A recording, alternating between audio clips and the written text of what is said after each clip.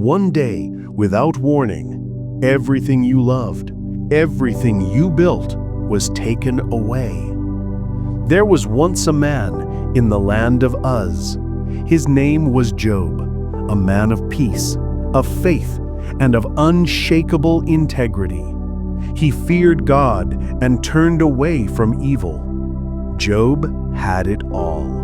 His flocks covered the hills like waves of white wool. His camels roamed in thousands across the desert plains. His servants worked with joy and loyalty, for his kindness was known far and wide. And when the sun dipped behind the hills, Job's children, 7 sons and 3 daughters, would gather to feast together, laughter echoing through his father's house. It was a life overflowing with abundance and anchored in faith.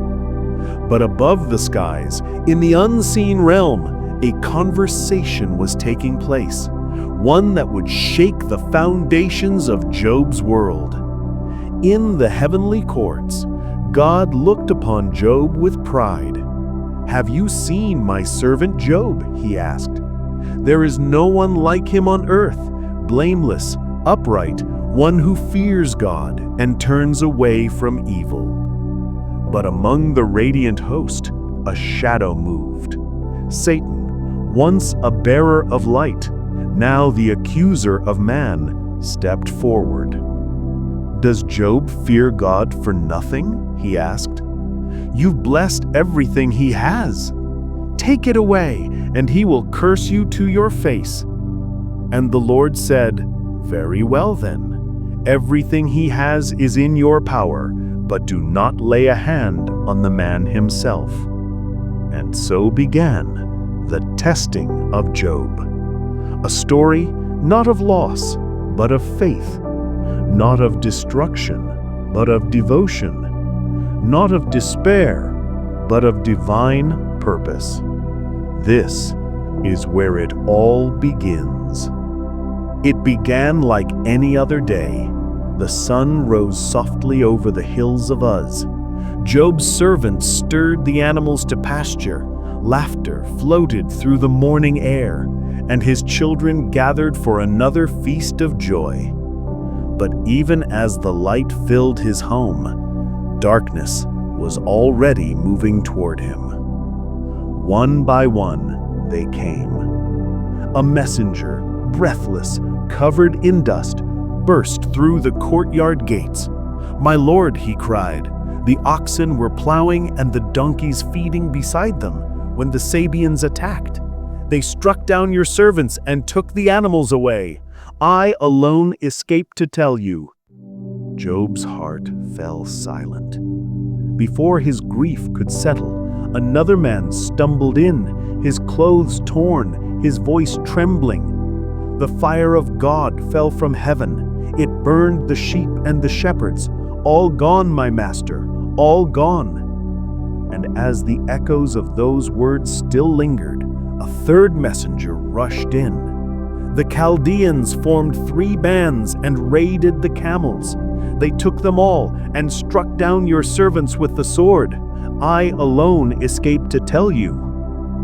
3 blows, each heavier than the last, but the worst was still on its way. The final messenger came running, his face pale with horror.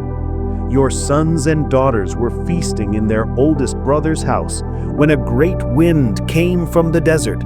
The house collapsed, and they are gone. Job stood motionless, his robe torn by trembling hands.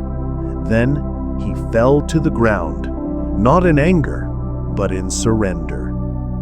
"The Lord gave," he whispered, voice breaking through tears, "and the Lord has taken away. Blessed be the name of the Lord." In all this, Job did not sin.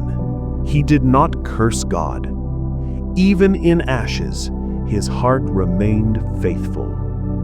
In the courts of heaven, silence gave way to a familiar voice. The adversary had returned. The Lord said, Have you considered my servant Job? There is no one on earth like him, blameless and upright, one who fears God." Then came the whisper of challenge. "Skin for skin," said Satan. "A man will give all he has for his life. Stretch out your hand and strike his flesh, and he will surely curse you to your face." And the Lord replied, "He is in your hands, but you must spare his life." The morning light found Job sitting in quiet ashes, his eyes hollow with grief. Then pain came like fire beneath the skin, boils rising across his body, each breath sharp and heavy. He groaned but did not curse. His wife, broken and bitter, came near. "Are you still holding on to your integrity?" she cried. "Curse God and die." But Job turned to her, his voice trembling, yet filled with quiet strength. "You speak as one of the foolish women speaks. Shall we accept good from God and not trouble?" And in all this, Job did not sin with his lips. The man who once sat among kings now sat among ashes, a shadow of what he was, yet a light of faith that would not die. Even in the darkness, he whispered, "My Redeemer lives." Word of Job's suffering spread across the lands like a shadow carried by the wind.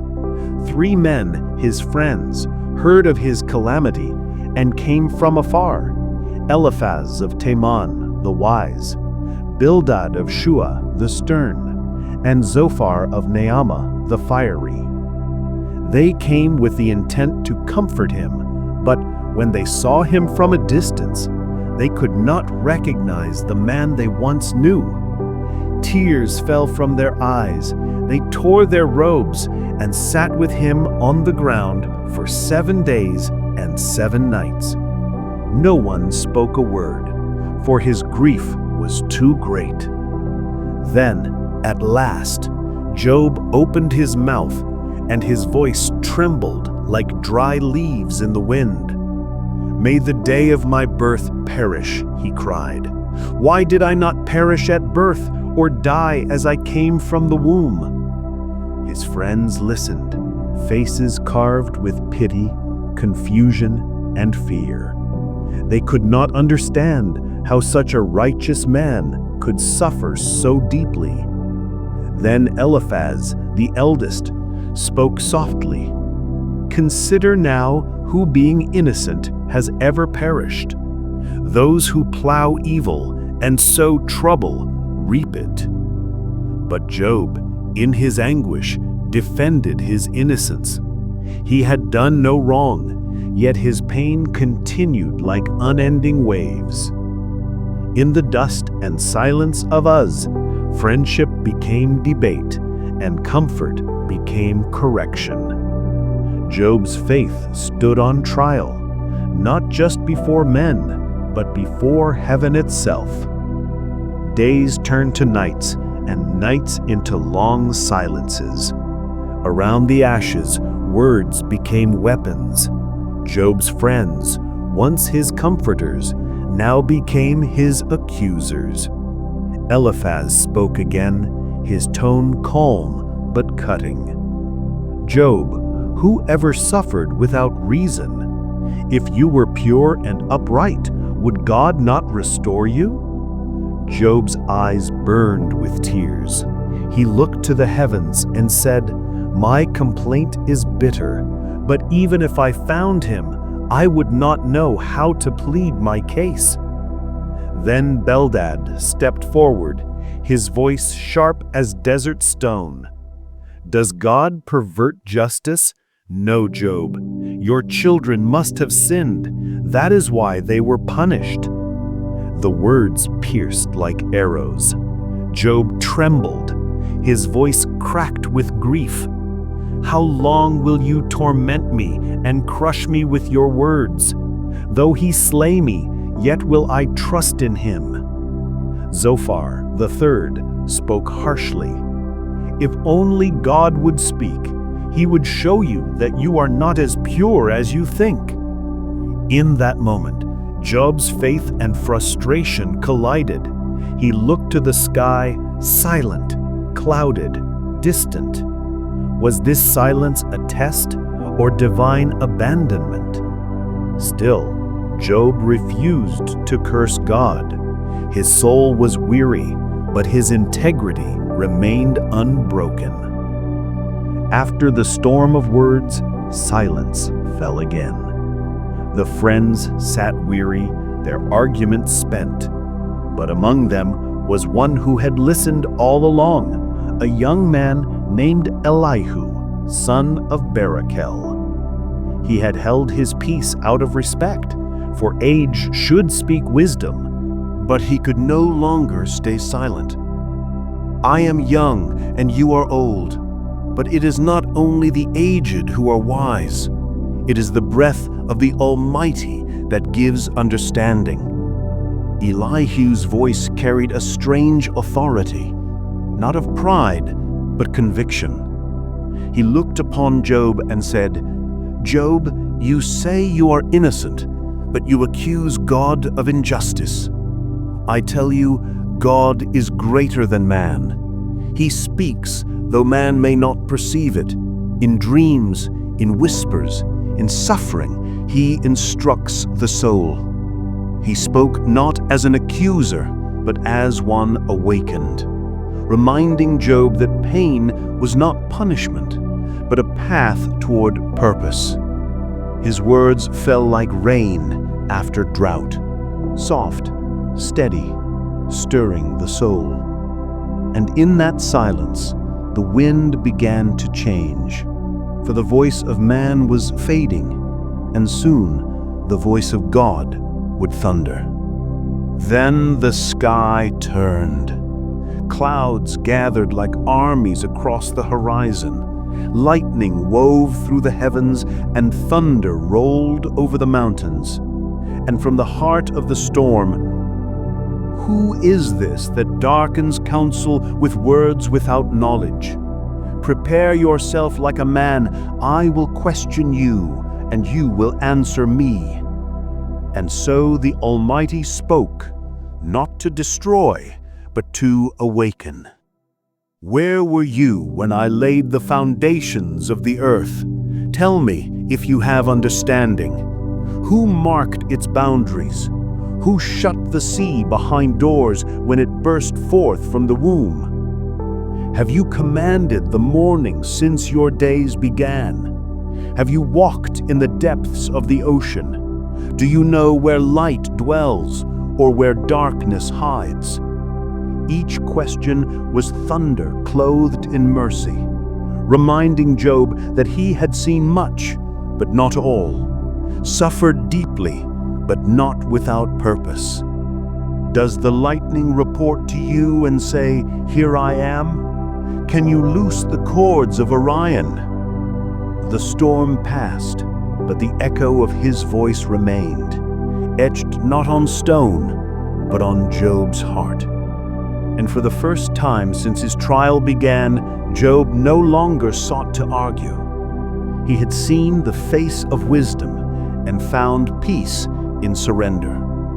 When the whirlwind faded and the echoes of thunder grew silent, there was peace. No longer demanding answers, but grateful for understanding. And the Lord restored to Job double all that he had lost.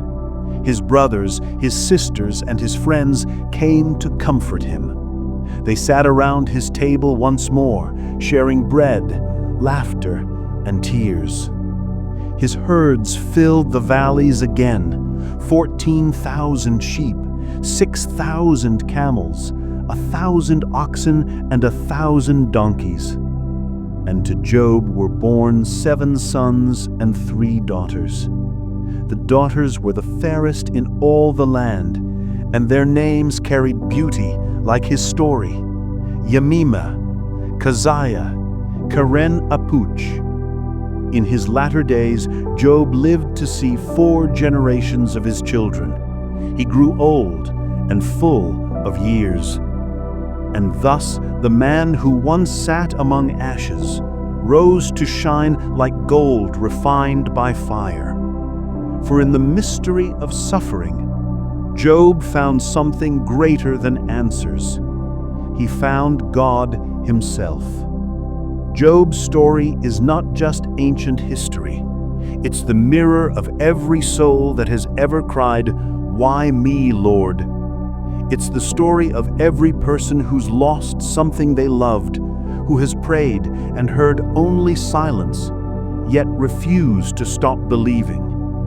Job reminds us that faith isn't proven when life is good. It's proven when everything falls apart. When the prayers seem unanswered, when the pain feels unbearable. And still, we choose to trust. Through Job, we learn that God's silence is not his absence, that loss is not the end of our story.